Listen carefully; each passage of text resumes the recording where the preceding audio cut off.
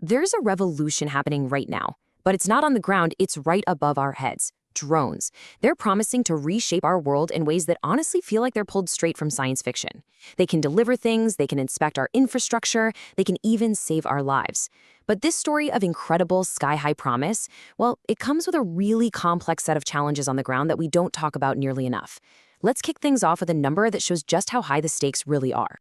16 minutes. What does that even mean? Well, in a cardiac arrest emergency, it's literally everything. This is the median time a drone can shave off the response.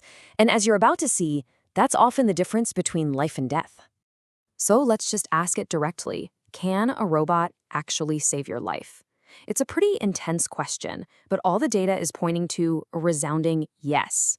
See, when someone has a cardiac arrest outside of a hospital, their chance of survival drops by about 10% for every single minute that ticks by without defibrillation. Speed is everything. And this is where that difference becomes so stark, you can't ignore it. Look at these numbers. A recent study found drones can get an automated external defibrillator and AED on site in just over 5 minutes. Meanwhile, a traditional ambulance, stuck in traffic, navigating city streets, took 22 minutes. That 16-minute gap isn't just a number, it's this massive window where a life can be saved. It just brilliantly shows how impactful this can be. And we're not just talking about defibrillators, not by a long shot. Think bigger. Companies like Zipline are already running these huge operations in places like Rwanda and Ghana, delivering blood products, crucial drugs like naloxone for overdoses, vaccines, even organs for transplant. Plus, these drones can carry cameras and speakers, so a doctor miles away can actually talk a bystander through first aid. It's a complete game changer for emergency response. So, yeah, the human impact is just profound. But the economic impact, it's shaping up to be just as revolutionary.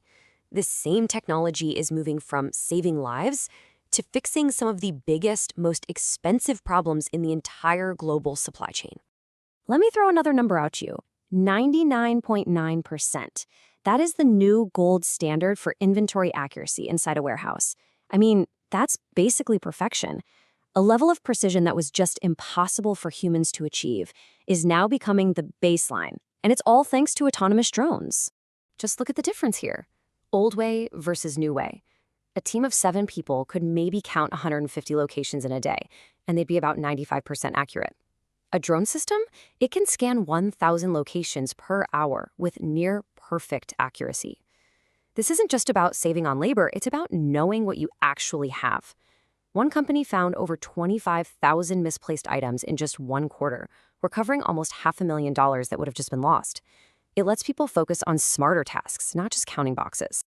And it doesn't stop at the warehouse door. Drones are taking on the infamous last mile of delivery. That super expensive, frustrating final step of getting a package from a truck to your doorstep. It's the biggest headache in logistics. Well, drones just fly over the whole problem.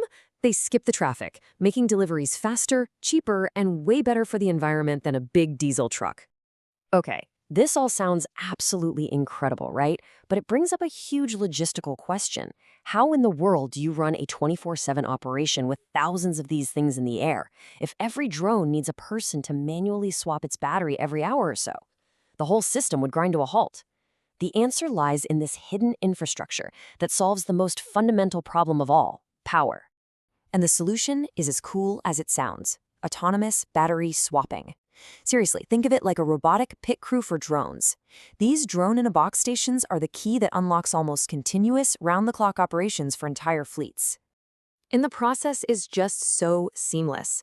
A drone realizes its battery is getting low, flies itself to the nearest station, and lands.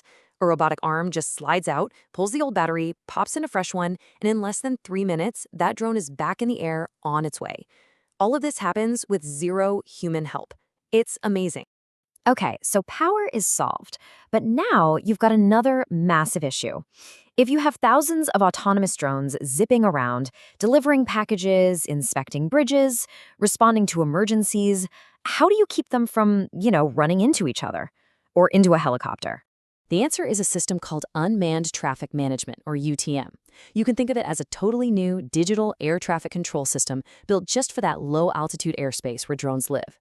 It's the digital brain that coordinates all their flight paths, keeps them from colliding, and makes it possible to safely fly beyond what a pilot can see. It really seems like technology has an answer for everything. But solving the technical puzzles, that's only half the story. And this is where our story takes a very sharp turn. This headline from the Wall Street Journal, it just perfectly captures the other side of this whole drone revolution. Because while the technology is an absolute marvel from 20,000 feet, the reality on the ground is way more complicated and way more human. Because from the ground, this amazing revolution, well, it sounds different. It sounds like a constant, high-pitched whine that just never seems to go away. It feels like your privacy in your own backyard is slowly eroding. It's that uneasy feeling of being watched by a camera hovering in the sky, and you have no idea who is watching or why. The same exact tech that can find a lost hiker can also be used to peer over your fence, and that raises some huge questions about surveillance and our basic rights. And please, don't think for a second this is some distant future problem we'll figure out later. This is happening right now. As of mid-2025, there were already over 822,000 drones registered just in the United States. The sky is getting crowded fast. And the rules for how we're supposed to live with this new reality, they're still being figured out on the fly. What's really fascinating is that nobody around the world agrees on how to solve these problems. You have the European Union, which has taken this flexible, risk-based approach. The rules change depending on how risky a flight is, which a lot of people see as better for innovation. Then you have the US with its safety-first model, which is much more standardized. It's two completely different philosophies trying to govern the exact same technology. And that really brings us to the core of the issue, doesn't it? We've figured out the batteries. We're figuring out the air traffic control. One by one, the engineering problems are being solved. But the biggest challenges we face now, they have nothing to do with hardware or software. They're about us. They're human. So the final hurdles to this automated sky aren't technical specifications in a manual. They're these huge, profound societal questions. How do we build public trust in a technology that can feel so intrusive? How do we agree on rules that are both safe and fair? How do we find that delicate balance between all this amazing progress and our fundamental right to privacy?